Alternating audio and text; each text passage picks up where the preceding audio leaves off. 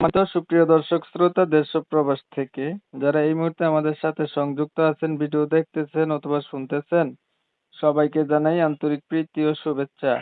বন্ধুরা, আমি কথা বলছিলাম সুইট মিষ্টি একটা আপুর সাথে, প্রতিবেদন করবে, সংযুক্ত হয়েছে আমার সাথে, কয়েকদিন আগে থেকে যোগাযোগ ছিল।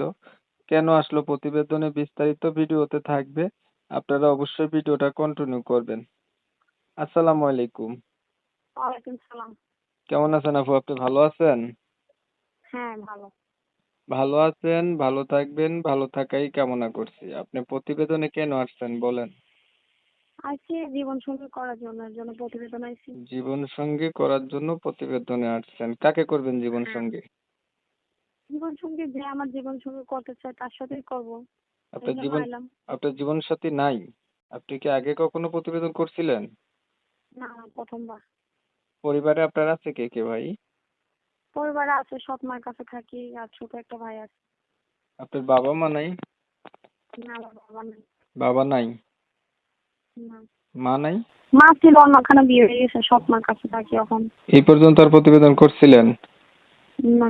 আচ্ছা, আপনার বিষয়টা আমি একটু ক্লিয়ার করছি দর্শকদের জন্য। প্রিয় দর্শক শ্রোতা, আপনারা শুনছিলেন এই আপুটি হচ্ছে প্রতিবেদনে আসছে, ভালো একটা মনের মতো মানুষ চাইতেছে। ওনার ফ্যামিলিগত জানতে গিয়ে দেখলাম ওনার পরিবারে হচ্ছে ওনার বাবা নাই, ওনার বাবা মারা গেছে। আর ওনার নিজের মা হচ্ছে আরেকটা জায়গায় বিয়ে হয়ে গেছে। এখন সৎ মার কাছে উনি মানুষ। এখন উনি প্রতিবেদনে এসে চাচ্ছে একটা ভালো মনের মতো মানুষ, যে ওনার সুখে দুঃখে পাশে থাকবে, মনের সাথে মন যদি মিল খায় তাহলে বা হয়তো জীবন সাথী করবে।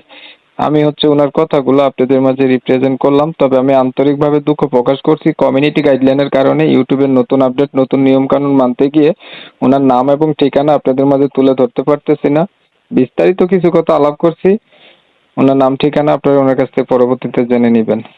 আচ্ছা আপু, ধরেন একটা মনের মতো মানুষ আপনি পাইলেন, এখন মানুষটার বয়স দেখা গেছে একটু বেশি হইলো বা দেখতে কালো হইলো, তখন আপনার কোনো মতামত কি?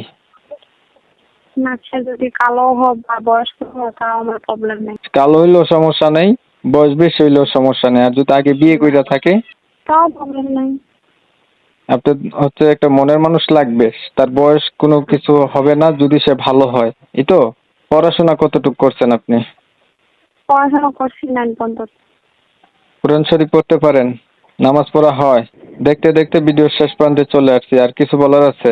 ঠিক আছে, আপনি ভালো থাকবেন। দর্শক শ্রোতা, আপনারা শুনছিলেন এই আপুটি কেন আসছে প্রতিবেদনে। ওনার ক্লাস 9 পর্যন্ত কিন্তু লেখাপড়াও আছে, কোরআন শরীফও পড়তে পারে, চাচ্ছে একটা মনের মতো মানুষ। ওনার যেহেতু পরিবারে বাবাও নাই, মাও নাই। এখন আমি ওনার কথাগুলো আপনাদের মাঝে রিপ্রেজেন্ট করছি, শুনে যারা ভালো পাইছেন, ভালো লাগছে, ওনার সাথে কথা বলতে চান অবশ্যই বলতে পারেন। আর যারা যারা ওনার নাম ঠিকানা জানতে চান, ওনার সাথে কল দিয়ে যোগাযোগ করে জানতে পারেন।